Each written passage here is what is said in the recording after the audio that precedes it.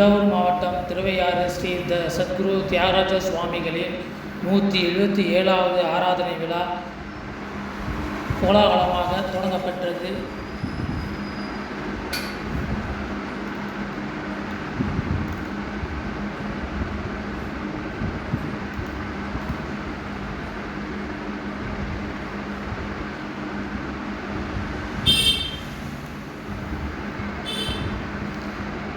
விழாவானது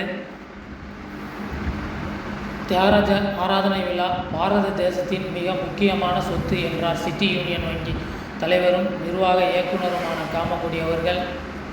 தஞ்சாவூர் மாவட்டம் திருவையாறில் ஸ்ரீ தியாகபிரம்ம மகோத்சவ சபா சார்பில் தியாகராஜ சுவாமிகளின் 177வது ஆராதனை தொடக்க விழா புத்துலக்கு ஏற்றி தொடங்கி வைத்து அவர் பேசியதாவது, ராமரை பார்த்ததாக கூறியது தியாகபிரமத்தான்.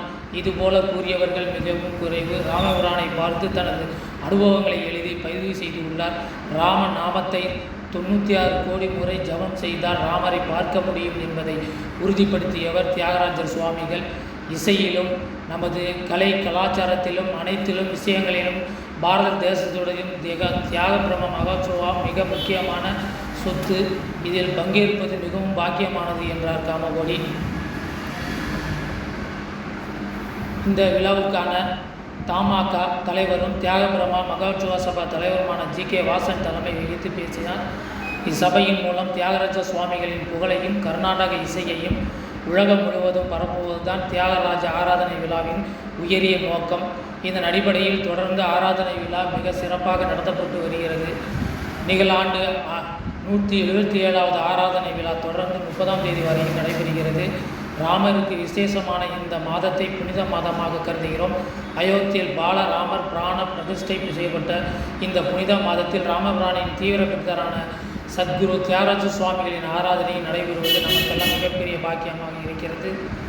ஒவ்வொரு ஆண்டும் இந்த விழா மிக சிறப்பாக நடைபெறுவதற்கு இசைக்கலைஞர்கள், இசை ஆர்வலர்கள், ரசிகர்கள் ஒருங்கிணைந்து முயற்சித்தான் இதற்கு காரணம் என்றார் வாசன். தொடர்ந்து இரவு 7 மணிக்கு காயத்ரி, வெங்கட்ராமன் பாட்டு உள்ளிட்டோரின் இசை நிகழ்ச்சிகள் நடைபெற்றன. விழாவில் சபாவின் நிர்வாகிகள் சந்திரசேகர், சுரேஷ், தினேஷ் மற்றும் இசைக்கலைஞர்கள், இசை ஆர்வலர்கள் ஏராளமானோர் கலந்து கொண்டனர். முன்னதாக சபா செயலர் ஐதுவாரமங்கலம் பழனிவேர் வரவேற்றார். நிர்வாக சபா செயலர் ஸ்ரீமுஷ்ணம் ராஜாராவ் நன்றி கூறினார். தொடர்ந்து ஜனவரி 30ஆம் தேதி வரையில் நடைபெறவுள்ள இவ்விழாவில் நாள்தோறும் காலை 9 மணி முதல் இரவு 11 மணி வரையில் இசை நிகழ்ச்சிகள் நடைபெற உள்ளன. இதில் ஜனவரி 30ஆம் தேதி காலை 9 மணி முதல் 10 மணி வரை பஞ்சரத்ன கீர்த்தனை வைபவம் நடைபெற உள்ளது. அனைத்து இசைக்கலைஞர்கள், இசை ஆர்வலர்கள், பக்தர்கள் கலந்து கொண்டு சிறப்பிக்க உள்ளார்கள்.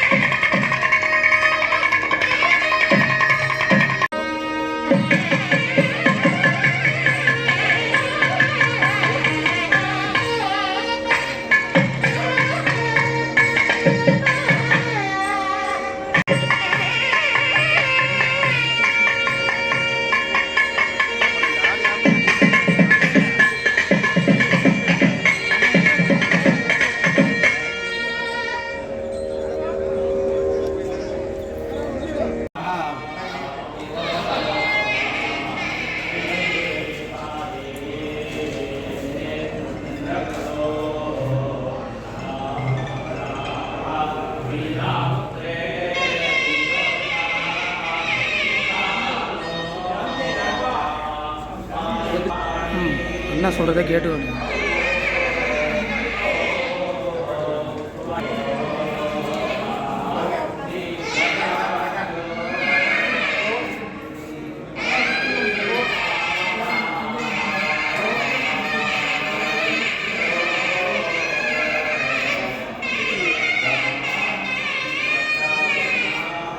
ஒரு நிமிஷம்.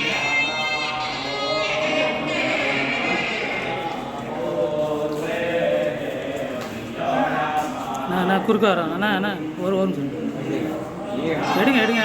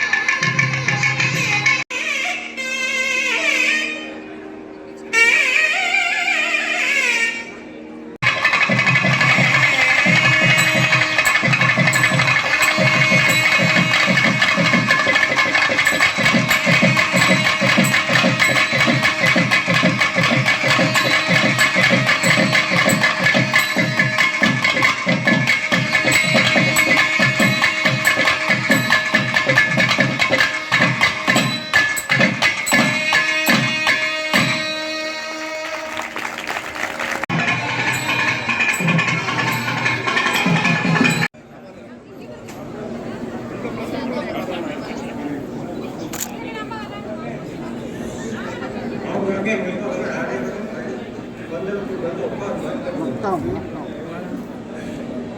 சார் எல்லாம் பின்னாடி வந்துருங்க, பின்னாடி வந்துருங்க. வீரே வணக்கம். திவ்யாது தமிழ்நாடு அரசு இசைக்கல்லூரி மாணவிகள் நந்தினி இவர் யார் இல்லையா சீஃப் கெஸ்ட் அவன் விட்டுருங்க அவங்க.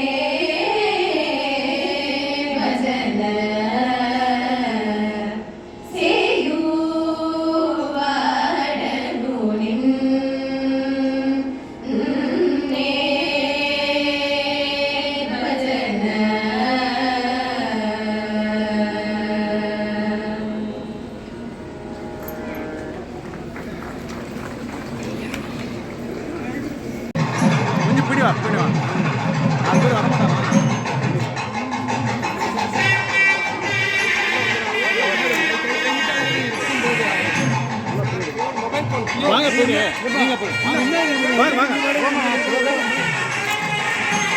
வாங்க கொஞ்சம் கொஞ்சம் பிடி வாங்க சார் அப்படி பாருங்க சார் சார் அப்படி பாருங்க சார் இங்க பாருங்க sir sir sir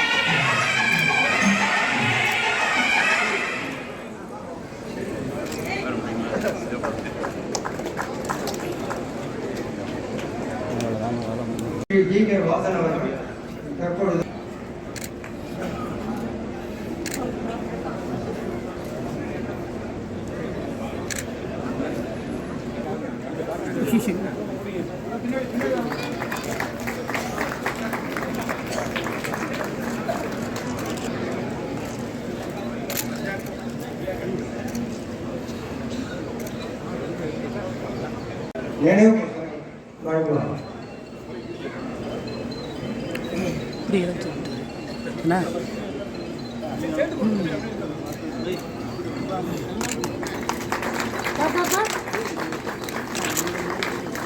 sir okay.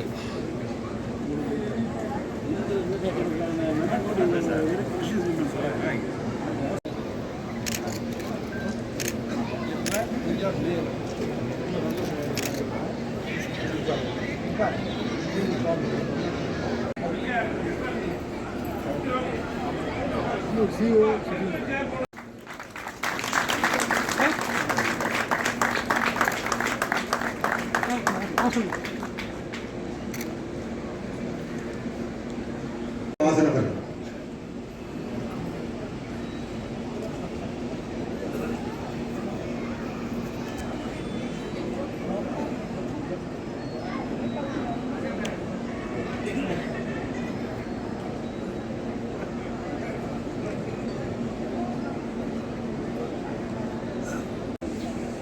Sadhguru Thyagaraja சுவாமிகளுடைய 177வது ஆராதனை விழா மிக சிறப்பாக தொடங்கியிருக்கிறது.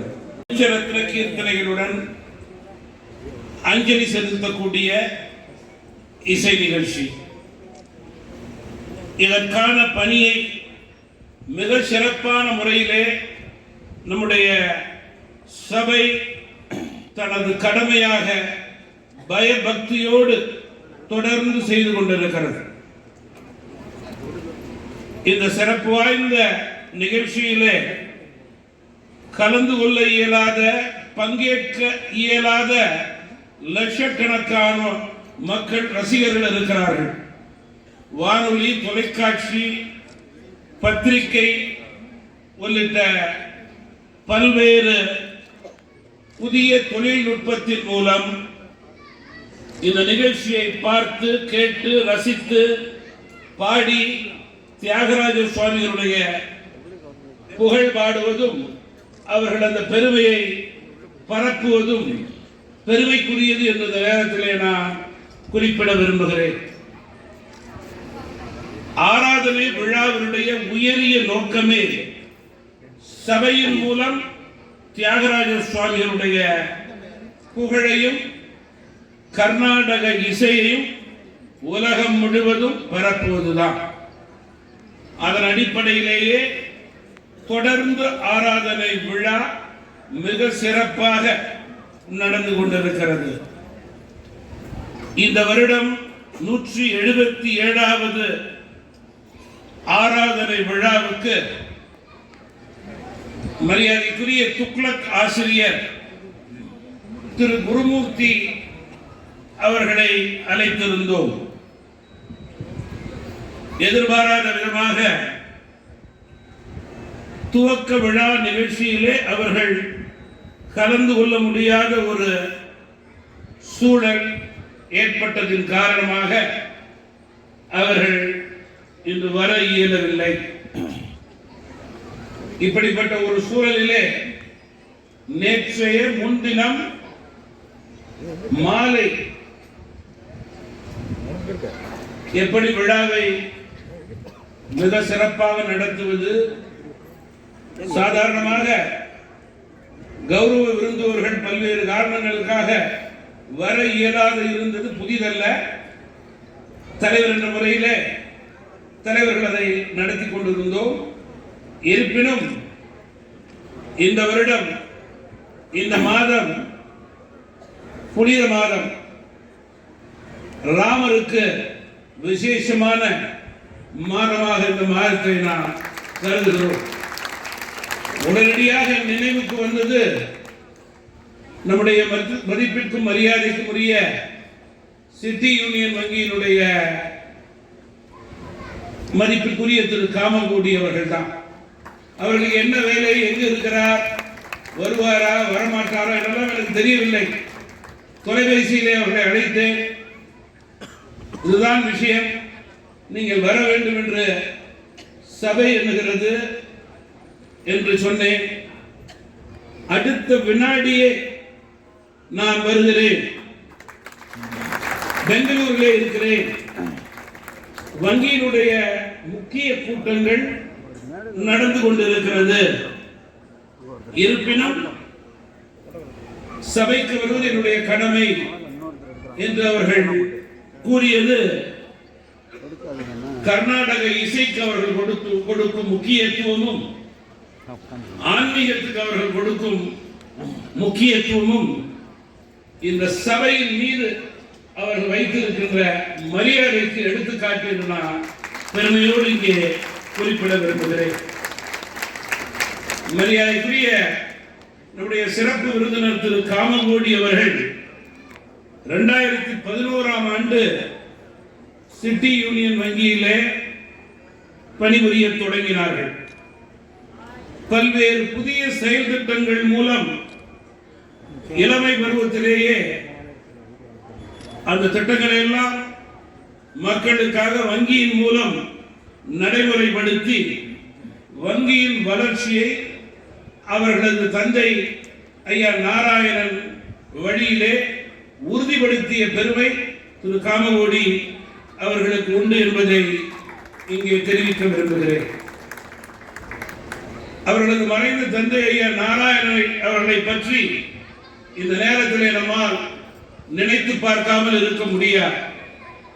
இந்த சபையினுடைய இன்றைய வளர்ச்சிக்கு அவர்களுடைய காலத்திலேயே பெரும் பங்கு வகித்தவர் ஐயா நாராயணன் அவர்கள் என்பதை இங்கே நான் பதிவு செய்ய விரும்புகிறேன். அவருடைய குடும்பம் ஐயா மூப்பனார் குடும்பத்தோடு 50 வருடத்திற்கு மேல் குடும்ப உறவு என்பதை இங்கே நான் தெரிவிக்க விரும்புகிறேன். வங்கித்துறையிலே ஐயா நாராயணனுக்கு ஒரு தனி சிறப்புண்டு, தனி பெருமை உண்டு.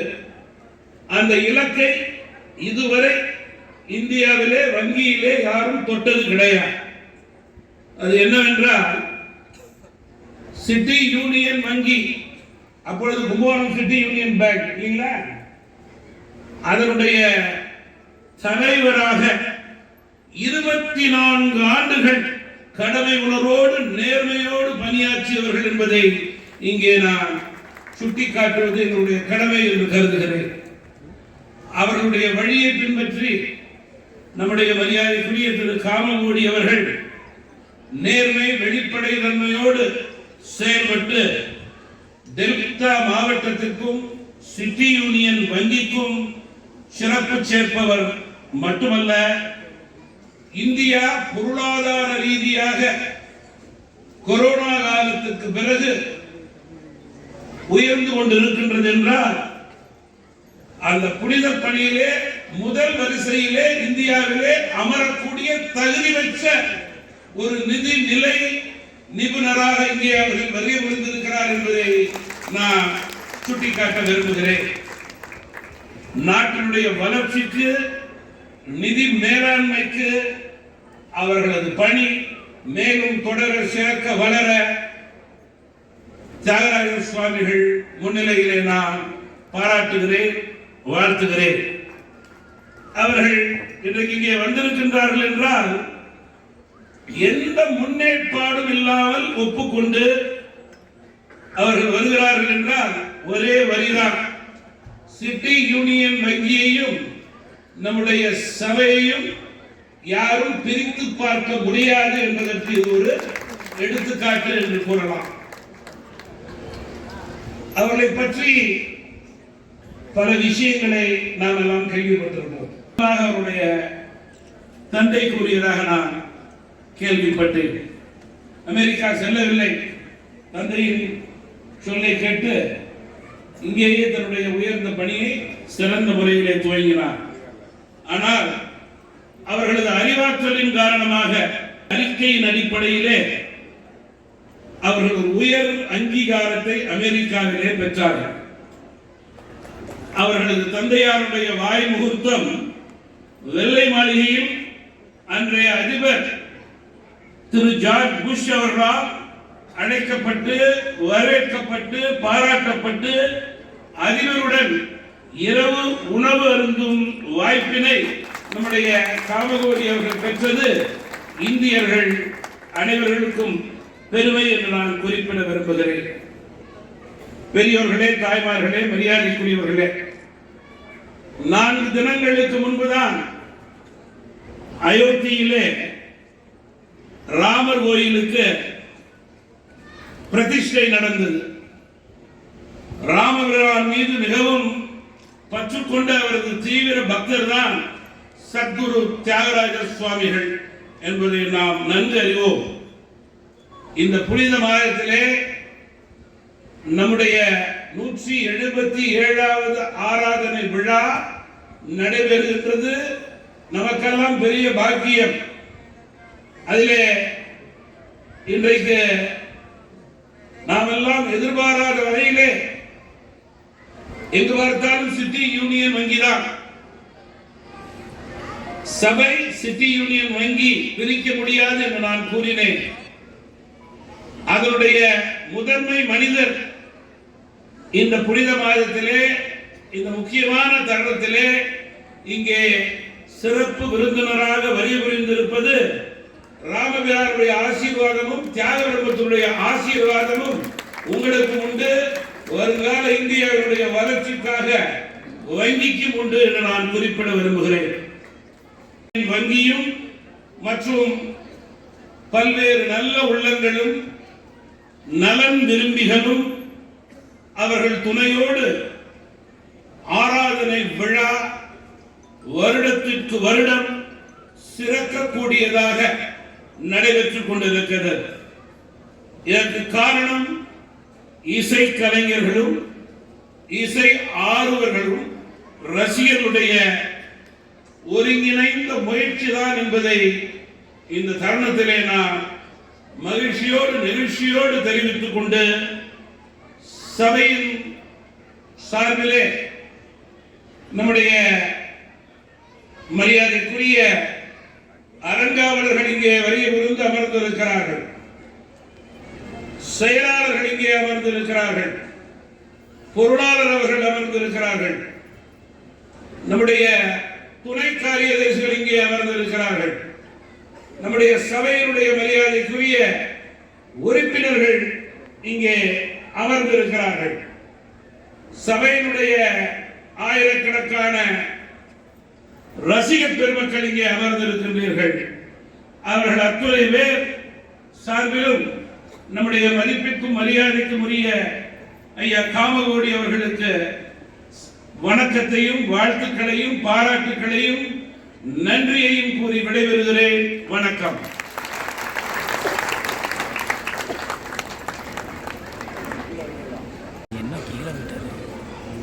ஸ்ரீ தியாக பிரம்ம மகோத்சவ சபையினுடைய தலைவர் ஐயா ஜி.கே. வாசன் அவர்களே, செயலாளர்கள் திரு ரித்வாரமங்கலம் பழனிவேல் அவர்களே, தியாக பிரம்மத்தின் சங்கீதத்தை ரசிக்க வந்துள்ள ரசிக பெருமக்களே மற்றும் கூடியுள்ள பெரியோர்களே, தாய்மார்களே, உங்கள் எல்லோருக்கும் என்னுடைய சிறந்தாழ்ந்த நமஸ்காரங்களை தெரிவித்துக் கொள்கிறேன். ஐயா வாசன் அவர்கள் சொன்னது போல இந்த நிகழ்ச்சியில் கலந்து கொள்வதற்கு நேற்று என்னை அழைத்த போது உள்ளபடியே இது அயோத்தியிலே ராமஜென்ம பூமியினுடைய பிராண பிரதிஷ்டை ஆனவுடன் அடுத்த 4-5 தினங்களிலே இந்த நிகழ்ச்சியிலே கலந்து கொள்ளக்கூடிய ஒரு வாய்ப்பு கிடைத்தது என்பது உள்ளபடியே அந்த சீதாராமச்சந்திர சுவாமியினுடைய கிருபைதான் என்பதிலும் எந்த விதமான இருவேறு கருத்துகளுக்கும் இடமில்லை. ஐயா அவர்கள் கூப்பிட்ட போது இதுல ஃபார்மாலிட்டிக்கு எதுக்குமே இடம் கிடையாது. அவர் சொன்ன மாதிரி தியாகபெரும சபையினும் சிட்டுனியன் வங்கியினும் அந்த கனெக்ஷனை பிரிக்கவே முடியாது. இப்போவும் எங்களுடைய முன்னாள் தலைவர் திரு பாலசுப்ரமணியம் அவர்களும் எங்களுடைய முன்னாள் ஜெனரல் மேனேஜர் திரு பாலசுப்ரமணியம் அவர்களும் 2 பாலசுப்ரமணியர்களும் எங்களுடைய ரெப்ரசன்டேட்டிவாக தியாகபெரும மகோத்சவ நரசபையினுடைய நிர்வாக குழுவிலும் இருக்கிறார்கள். ஏன்னா இது இன்னைக்கு நேற்றுக்கு வந்த ஒரு சமாச்சாரம் இல்லை. இந்த நிகழ்ச்சியில் நான் கிட்டத்தட்ட ஒரு எலிமெண்ட்ரி ஸ்கூல் பையன்லேருந்து நான் ஆரம்பித்து நான் வருஷம் கலந்துட்டு இருந்திருக்கேன். வருஷம் எங்களுடைய தந்தையார் வந்து ஒரு வருஷம் கூட இங்கே அழைச்சின்னு வர்றதுக்கு எங்களை வந்து விட்டதே கிடையாது. ஒவ்வொரு சின்ன சின்ன விஷயங்களையும் வந்து அணுவா நாங்கள் பக்கத்தில் உட்காந்து பார்த்து ரசிச்சிருக்கோம். எத்தனை நேஷனல் ப்ரோக்ராம்கள் எல்லாம் இப்போ வந்து இது பண்ணணும். அதாவது சிலது ஒரு கொஞ்சம் கொச்சையாக இருக்கிற மாதிரி இருக்கும். ஆனால் இந்த தஞ்சாவூர் ஜில்லாவோட சாராம்சம் முழுசாக சொல்லணும்னா, இங்கே நான் ரொம்ப சின்ன பையன், நான் வந்து ஆனால் எனக்கு அது வீடியோ மாதிரி ஞாபகம் இருக்கு. மகாவித்வான் பி ராஜமையரோட கச்சேரி, அவர் வந்து வேகடா பாடுறார். வேகடா பாடிட்டு வந்து கீழே இறங்குற எல்லாரும் வந்து அவர் வந்து மொச்சுனுட்டா சென்ஸ் வந்து ஐந்தாறு வாழையே திருப்பி கொண்டு வந்துருக்காங்க. நாங்களாம் ஐந்தாறு வாழை பார்த்ததில்லை, ஏன்னா அவர் காலமாகி அதுக்கப்புறம் 20-30 வருஷம் கழிச்சு தான் நாங்கள்லாம் பிறந்திருக்கோம். கேசட்டில் கேட்கறது தான். அப்படியே வந்து அவரை மூச்சுட்டா. அது மாதிரி ஒரு 7-8 கச்சேரி ஆகிடுத்து. அதில் எப்போதும் வந்து என்னன்னா, இங்கே 10 கச்சேரி கேட்டுட்டு, ஏன்னா இதில் கலெக்டர் வேறு வரதுனால இன்னும் 15 நிமிஷம் கூட இருக்குது, டைம் ஃபில்லப் பண்ணி ஆகணும். ஊருக்கு அதுக்கு வந்து விட்டார். அவர் கச்சேரிக்கு வரல. அன்றைக்கி யார் ராஜம் பாடியிருப்போம் அப்படின்னு. ஏன்னா அவர் வந்து ராஜமையரோட பெரியவர். அவர் அன்னிக்கு அவருக்கு 85-90 வயசு. அதாவது எந்த அளவு தஞ்சாவூர் ஜில்லாவில் இருக்கிற ஒவ்வொரு முடியுமே தவிர அந்த மாதிரி வந்து ஒரு அப்படி அலட்சியமா ஆமா எப்படி சொன்னீங்க அப்படின்னா, நாங்கெல்லாம் கேட்காத நீங்க தான் கேட்க போறேன் அப்படின்னு சொல்லி ஒரு அலட்சியமா அது வந்து எங்களெல்லாம் டிஸ்மிஸ் பண்ணிட்டார் கம்ப்ளீட்டா. அது மாதிரி ஒவ்வொரு இதுவும் அதே மாதிரி வந்து இந்த இடத்துல இந்த சபைக்கு வந்து பேசுகிற வாய்ப்பை கொடுத்ததுக்கு மீண்டும் ஒரு முறை தியாகபிரம்ம மகோத்சவ சபையினுடைய தலைவர் ஐயா ஜி.கே. வாசன் அவர்களுடைய நமஸ்காரங்களை தெரிவித்துக் கொண்டு என்னுடைய இந்த உரையை நிறைவு செய்கிறேன். நன்றி. ஸ்ரீ குருபியோ நமः. எல்லோருக்கும் நமஸ்காரம். இந்த சத்குரு ஸ்ரீ தியாகபிரம்மத்தின் 177வது ஆண்டு விழா, துவக்க விழா ரொம்ப ஒரு விமர்சையாக நடந்திருக்கு. நம்ம வந்து பிரிண்ட் பண்ணிட்டாலும் 6 மாதம் முன்னாடியே எழுதி வச்சுட்டாலும் அன்னைக்கு இறைவன் யார் வந்து எப்படி நடக்கணும்னு அவர் எப்போவோ தீர்மானம் பண்ணி எழுதுகிறார். அதுதான் நடக்குது. இருந்தாலும் நம்ம பிளான் பண்ணணும், அதுக்காக பிளான் பண்ணுறோம். எதுவுமே பிளான் தாண்டணும்னு நினச்சிக்கணும், அந்த மாதிரி பண்ணுறோம். ஆனால் இறைவன் விதிக்கிறது அவர் எப்போவோ எழுதி வைக்கிறார், இதான் நடக்கணும். அதுபோல் எங்களது சபையின் தலைவர் மதிப்பிற்குரிய ஐயா அவர்கள் டி.கே. வாசன் ஐயா அவர்கள் ஒவ்வொரு வருஷமும் இந்த சிறப்பு விருந்தினரை ஏற்பாடு பண்ணி அழைச்சிட்டு வந்து இந்த விழா வருஷத்துக்கு வருஷம் எப்படி இருக்கும். அதுவும் ஐயா மனசில் தியாகபிரம்மம் தோன்று தான் அப்படி வருது. அது அவரோட அனுகிரகம் இருந்தால் தான் இங்கே வர முடியும், யாராக இருந்தாலும். அந்த ஒரு வகையில் அழைச்சின்னு வந்து இந்த தடவை காமகோட்டி அவர்களை அழைச்சின்னு வந்து இருக்கிறது வந்து ரொம்ப பொருத்தம். அவங்க சபையில் வந்து ரொம்ப எத்தனாண்டா அவங்களே சொல்லிட்டாங்க, பிரிக்க முடியாது. ஐயா அவர்களுக்கு எங்களது சபையின் சார்பில் நன்றியை தெரிவித்துக்கிறோம். சுமாராக இருக்கு கைத்தட்டு. அதே போல்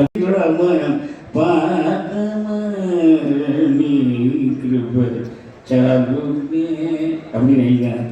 என்ன ஒரு அதை ஒரு ரசிச்சு எப்படி பாடினாலே அதனோட ஒரு சமாதானம். அந்த ராமர் வந்து இந்த அகலிய இந்த கல்லு மேலே பாதம் படுற நாள் எண்ணிக்கை அது இந்த நாளாகவே இருக்கட்டும். நதி ஓட வேண்டாம், மான் ஓடினது போகிறோம், நிஜமாகவே ராமர் வரட்டும் தியாகபிரம்மம் எழுதினார். அதே மாதிரி இறைவனோட ஒரு இயற்கையாக சில சமாச்சாரங்கள் நடக்கிறது. வர்றேன்னு ஒத்துக்கிறா, வர முடியாமல் போயிடுறது, இதெல்லாம் சூழ்நிலைகள் இயற்கை.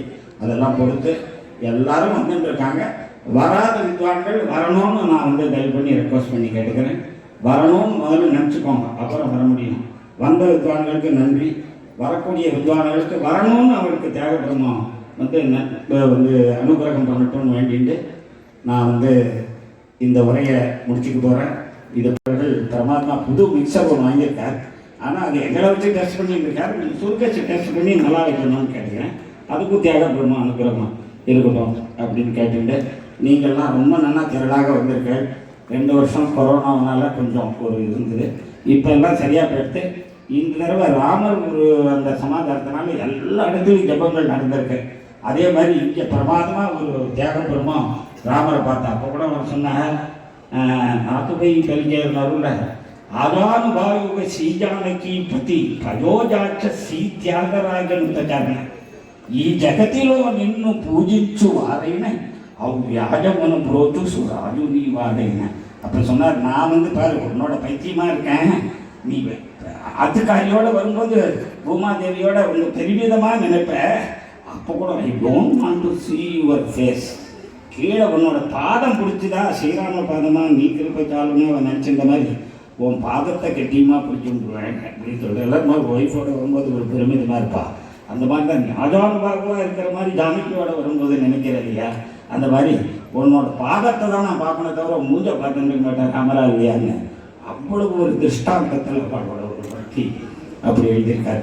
அப்படிங்கிற முறையில் இவ்வாண்டு ரொம்ப சிறப்பாக நடப்போகிறது. எல்லோரும் திரளாக வாங்க, கொரோனா பயம்லாம் ஒன்றும் இல்லை, இருந்தாலும் மாஸ்க் வேணும்னா போட்டுக்கோங்க அப்படின்னு சொல்லிட்டு ராமர் அனுக்கிரகம் தியாகபெருமா அனுக்கிரகம் உங்களுக்கெல்லாம் பரிபூர்ணமாக இருக்கட்டும் அப்படின்னு இறைவனை வேண்டி இந்த ஒரு சந்தர்ப்பத்தில் யாரையும் வேணும்னு விட்டு போயிடலை. அப்படி விட்டு போயிடலைன்னா விட்டு போகாமல் அவளுக்கும் அந்த ஒரு நன்றி சேரட்டும், ராமரோட அனுகிரகம் கிடைக்கட்டும் அப்படின்னு வேண்டிட்டு என்னுடைய உரையை முடிச்சுக்கிறேன். நமஸ்காரம்.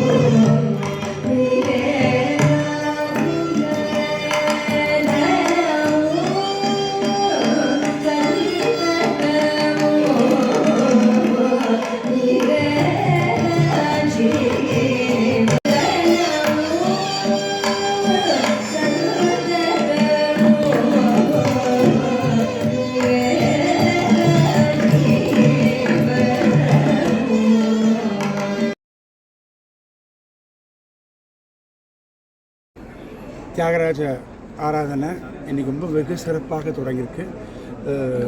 வருஷம் வர மாதிரி எல்லா வித்வான்கள் விதுஷிகள் எல்லாரும் வந்து இங்கே வந்து தன்னுடைய தியாக பிரம்மத்துக்கு தன்னுடைய இசை மூலமாக தன்னுடைய அஞ்சலியை செலுத்துகிறாங்க. இதோடைய ஹைலைட் என்னென்னா புஷ்யபகுல பஞ்சமிக்கு எல்லா வித்வான்களும் வாத்தியக்காரங்களும் சேர்ந்து பஞ்சரத்னம் பாடுறது தான். நீங்கள் உலகத்தில் எங்கெங்கெல்லாமோ நடக்கிறது இந்த மாதிரி இன்னிசை நிகழ்ச்சிகள் விதவிதமாக நடக்கிறது எல்லாரும் நல்லா இருக்கு இல்லைங்களா. ஆனால் இங்கே வந்து காவேரி தீரத்தில் இந்த சமாதியில் வந்து இந்த பஞ்சரத்னம் பாடும்போது அந்த அனுபவம் தனி. அது ஒரு தெய்வீகமான ஒரு அனுபவம். இங்கே வரும்போது எல்லா வித்வான்களும் ஒருத்தருக்கு கூட சேர்ந்து பாடும்போது அது தனி அனுபவமாக இருக்குது. அப்புறம் இங்கே வந்து பாடி அஞ்சலி செலுத்தி ஒரு புத்துணர்ச்சி மாதிரி ஒரு சார்ஜ் பண்ணிட்டு போயிட்டோன்னா வருஷத்துக்கு முழுக்க தியாகபிரம்மமும் ராமரும் அந்த ஆண்டவனும் பார்த்துக்கலாம். ஸோ அதனால் இது ரொம்ப புனிதமான இடம். நன்றி, வணக்கம். சரி.